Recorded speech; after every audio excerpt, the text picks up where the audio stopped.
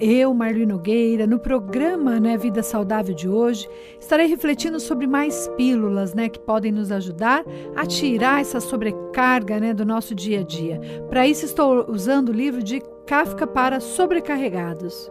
Quantas pílulas, né, que nós não devemos tomar realmente, pílulas do amor, pílulas da paciência, pílulas do otimismo, da fé, da calma, da paz. Quanto que as pessoas hoje estão vivenciando, né, tantas preocupações, tantas turbulências, e a hora que eu paro, eu respiro um pouco, eu consigo me encher dessas pílulas que podem me dar, né, um grande sentido, eu consigo fazer a diferença na minha vida. De nada adianta eu ficar, sabe, correndo feito um maluco de lá e pra cá, preocupado com N coisas. Não, joga tudo fora, calma, respira, dorme, sabe, busque aquilo que tem de melhor. E essa resposta está aí dentro de você. Então, por isso eu tenho gostado, né, de trabalhar com as reflexões, né, desse livro, porque cada pílula, né, tem um grande ensinamento para nos dar, para que a gente possa usar e fazer a diferença.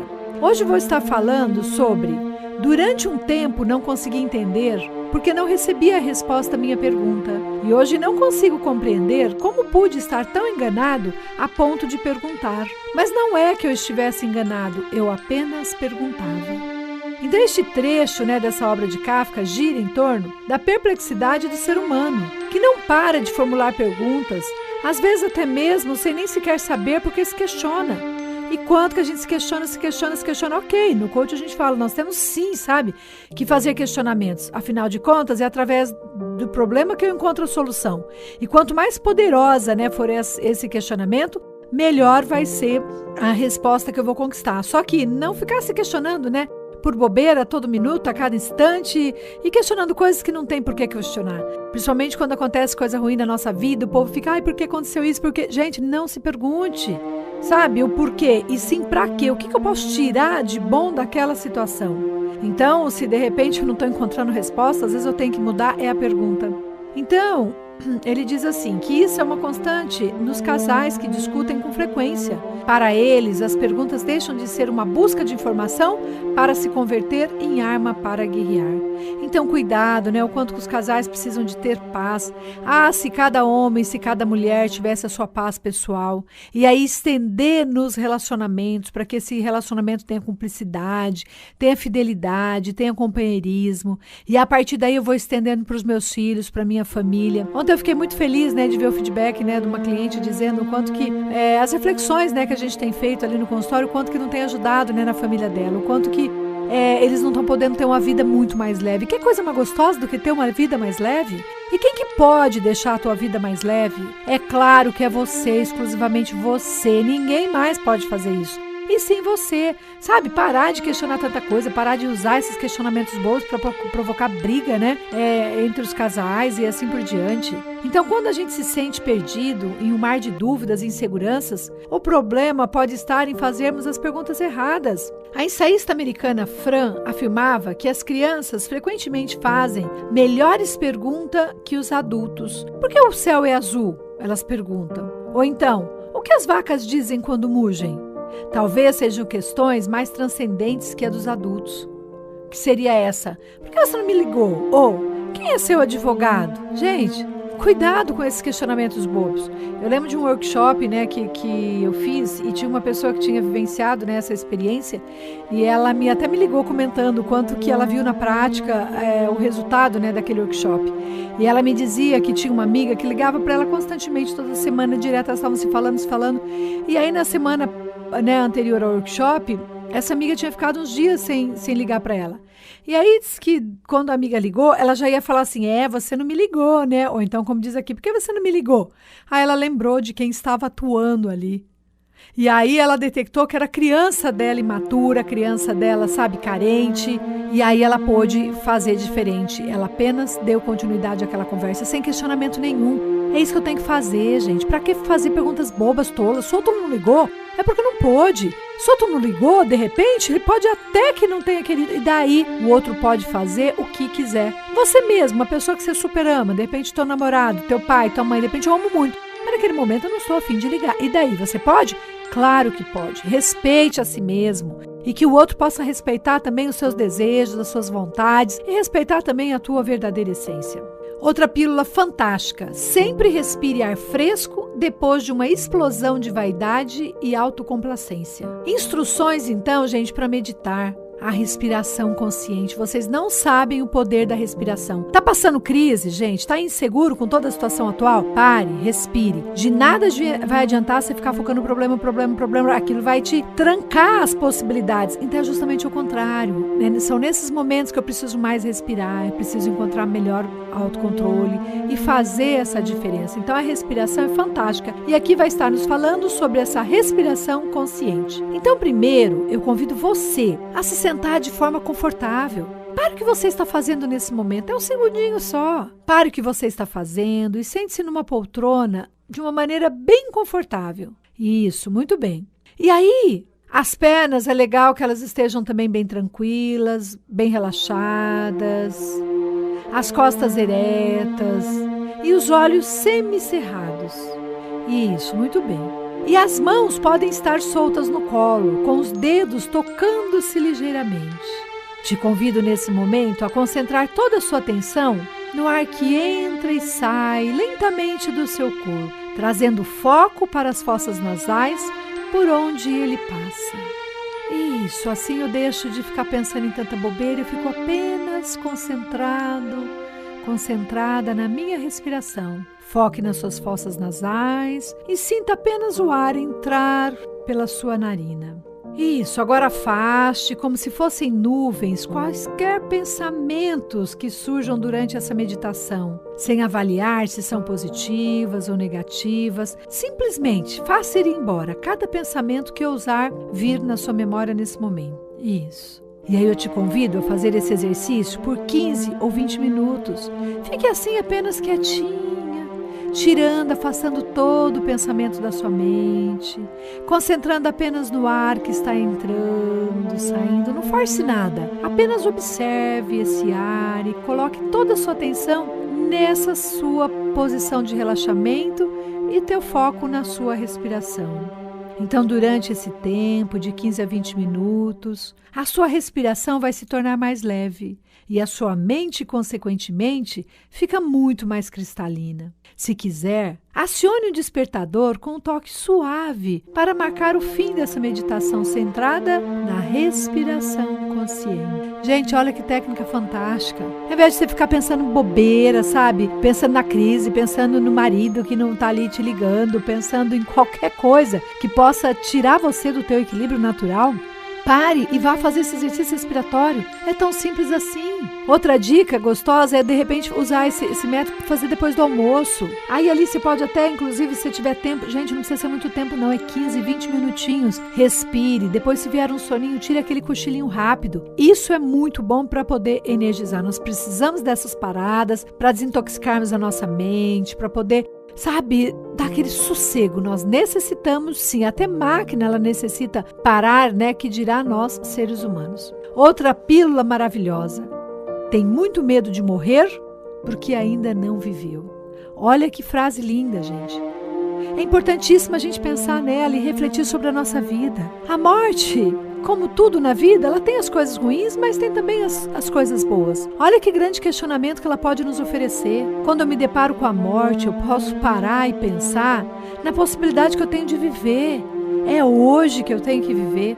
E aí eu me lembro de uma pessoa que tentou suicídio. E aí ela indo para o hospital com a filha, e daí bateu o desespero nela. Ela, filha, pelo amor de Deus, me ajuda, filha, me ajuda, pelo amor de Deus, eu não quero morrer, eu quero viver. Me ajuda, filha, eu quero viver. E aí, infelizmente, ficou tarde demais. Então imagine que a pessoa passou, né? Já tinha tentado o suicídio outras vezes. Passou, de repente, a vida inteira buscando a morte, porque não tinha sentido de viver. E de repente, quando ela se viu verdadeiramente diante da morte, foi onde ela quis dar o suspiro da vida. Então eu te convido hoje, onde você está, na situação que estiver, preso, solto, feliz, triste, saudável, doente, não interessa. O que interessa é que hoje você tem essa possibilidade de fazer a diferença, que é fazer a opção pela vida. Respire.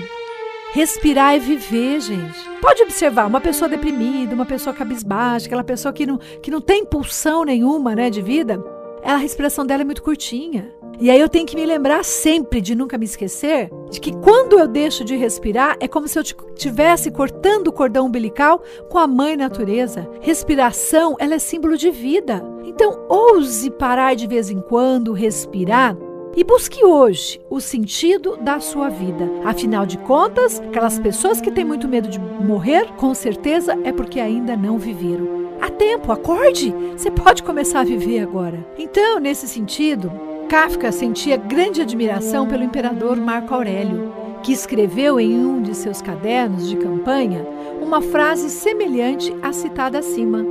O texto a seguir é uma lição magistral de como podemos nos antecipar às adversidades de forma que elas não nos derrubem. Ele diz assim: ao despontar a aurora, faça estas considerações prévias. Depararei com um inconveniente, com o ingrato, com o insolente, com o mentiroso, com o invejoso, com o solitário. Tudo isso lhes acontece por ignorância do que é bom e do que é mal. Mas eu, que observei que a natureza do bem é o belo, que a natureza do mal é o vergonhoso, que a natureza do pecador é parente da minha própria natureza, porque participa não do mesmo sangue ou da mesma semente, mas da inteligência de uma parcela da divindade, eu não posso sofrer dano de nenhum deles, pois nenhum me cobrirá de vergonha, nem posso zangar-me com meu parente, nem odiá-lo. Agirmos, pois, como adversários um dos outros é contrário à natureza. E o fato de manifestar indignações e repulsa é atuar como adversários. Então, que bom, né? Se eu puder entrar em contato comigo, olhar a minha verdadeira essência, entender o que eu considero certo ou correto, de repente não de acordo com a minha verdade. Nós temos aí manuais excelentes, por exemplo, a Bíblia é algo que pode nos dar esse discernimento, porque ela tem coisas ali, gente, são muito atuais e são questionamentos que nos levam sim à saúde, independente de religião. O livro da Bíblia, que livro grandioso! Ela é sempre atualizada, essa palavra, e tudo que ela fala é visando o bem-estar, é visando a saúde, visando a união, visando, sabe, essa paz que todo mundo almeja. Então pare, respire, veja, busque essa verdade. Afinal de contas, gente, o que é certo, mesmo que ninguém o faça. E o que é errado, mesmo que todo mundo faça. Então, primeiro eu oro para você, entre em sintonia com a tua verdadeira essência, e aí vá com olhos de caridade para o outro também. Não interessa se o outro não está conseguindo me oferecer o que ele tem de melhor, porque todo mundo tem algo de bom dentro dele. Até o maior ladrão dentro dos presídios tem algo maravilhoso para te ofertar. Mas se ele não consegue, não tem problema, a dificuldade é dele, não é sua. Olhe apenas para eles com olhar de caridade e siga em frente, caminhando, como aquela pessoa adulta, madura, que sabe o que quer, sabe aonde ela quer chegar, e ela trilha um caminho com mais facilidade para chegar mais rápido nesse destino. A decisão, ela é sempre tua. Começa a viver hoje e você vai ver o quanto é gostoso, sabe? Mesmo na adversidade, eu com fé, com confiança, acreditando que eu tenho um mestre superior ali, regendo todas as coisas, eu vou ver o quanto eu posso viver verdadeiramente. É nesse minuto presente, não é depois não. E não foi ontem que eu tenho que me apegar naquele momento gostoso, é hoje. Como você pode potencializar a sua existência hoje? Outra pílula, né, maravilhosa. Ainda que a salvação não chegue, eu quero ser digno dela a cada momento. Essa reflexão nos remete novamente à imagem da resiliência e faz referência ao nosso querido Viktor Frankl. Eu digo querido porque eu fiz a pós-graduação, me especializei em logoterapia e o quanto eu fiquei encantada, sabe? Com essa pessoa que foi ali, era um médico psiquiatra, vivenciou a guerra e através dessa experiência tão difícil que ele passou, ele pôde comprovar, né, cientificamente que existe sim um núcleo saudável em todos os seres humanos e que esse núcleo é o da espiritualidade. Porque como ele observou, que foi uma fantástica essa experiência, ele viu que diante do sofrimento muitas pessoas adoeciam, outros morriam, mas tinham aquelas pessoas que vivenciavam numa boa aquele momento tão difícil. E aí ele viu, tem algo que é diferente. O que é? É a espiritualidade. Aqueles que tinham a espiritualidade, sabe, ali bem desenvolvida, conseguiam, né, passar por esse sofrimento de forma muito mais saudável. Então esse psicólogo judeu, ele foi citado, né, já aqui. Ele viveu durante a Segunda Guerra Mundial uma via crucis por diversos campos de concentração nazista. Entre outros, passou por 2 dos mais terríveis. A sua esposa e seus pais foram assassinados na época de Hitler. Sobre essa assustadora experiência, escreveu o livro Em Busca de Sentido. Nele, Frankl concluiu que o homem, por pior que sejam as adversidades em que se encontre, ele tem o poder de escolher, pois sempre poderá conservar um vestígio da sua liberdade espiritual. Pode-se arrancar tudo do homem, menos uma coisa, a última das liberdades humanas, que é a escolha da atitude pessoal diante das circunstâncias que vão definir o seu próprio caminho. Mesmo nas mais graves situações, temos a possibilidade de não nos deixar levar e manter intacta a nossa dignidade e nossa liberdade interior. Olha que frase maravilhosa, gente. Não é o outro que nos aprisiona, não, somos nós mesmos. Nós podemos estar dentro de uma prisão com sentimento de liberdade, ou podemos estar aqui, nos achando livres, mas totalmente aprisionados e vivendo num cárcere privado, como diz, muito bem, aquele livro Quem Me Roubou de Mim. Então pare e pensa, o que você tem feito da tua vida, quais são os aprisionamentos, por que você está aí se aprisionando tanto? Eu nunca vou me esquecer, uma vez eu assisti numa palestra do Padre Rafael, eu achei bastante interessante que ele citava o exemplo de duas pessoas, de um jovem que ele tinha desenvolvido um trabalho na prisão, e esse jovem perguntava para ele, nossa cara, o que você fez comigo?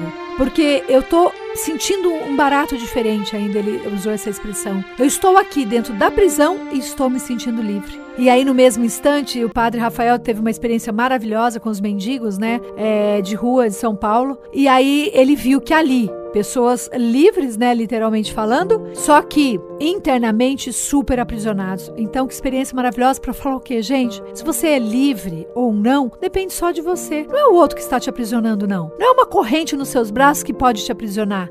E sim, você mesmo, com suas crenças negativas, suas crenças limitantes, com essa baixa autoestima, com essa capacidade infeliz que você tem de ficar no papel de vítima.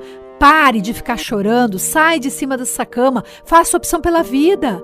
Eu sei que você está aí, porque como diz o Viktor Frankl, nós escolhemos até adoecer, e nós escolhemos até do que adoecer, gente. É sua responsabilidade do que você está passando. Busque, eu te peço, faça opção pela vida. Volte a respirar, volte a encontrar um sentido de viver, e você mesmo vai ter opção de se curar. Afinal de contas, você tem todos os recursos necessários, até para se curar. E de repente eu adoeci, para e pensa, por que será que eu adoeci? Eu te faço uma pergunta. Quem foi a pessoa que mais sofreu com esse seu adoecimento?